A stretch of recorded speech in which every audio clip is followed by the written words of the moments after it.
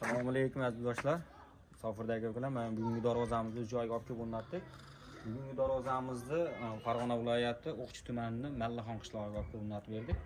Bugungi darvozamizni fasonlari o'sha 2 arkali deyiladi, 2 qavatli listdan bo'ldi.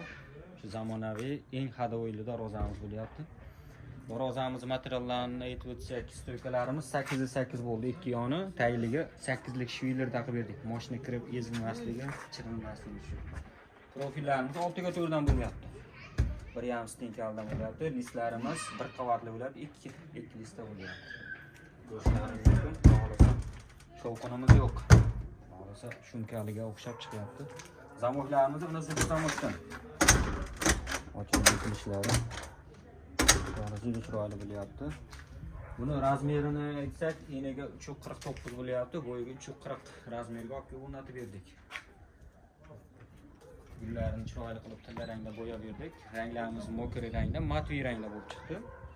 Buni 1 kvadrat metrini 850 ming so'mdan olib kelib dastavkami yo'lishda bo'ldi, olib kelib o'rnatib berdik. Bu narximizga qaytga dastavkamiz bor desak, misol vodiy bo'ylab Toshkent Gulistongacha dastavka shu 850 ming so'mdan dastavka qilib yuraveramiz. Qolgan joylarga ozgina yo'l kiriga qo'shiladi.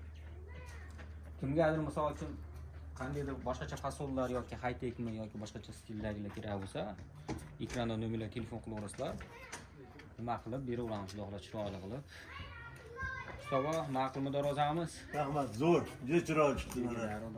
Omadlarini bersin deb. Kanalimizga obuna bo'lgan obuna qo'yasizlar.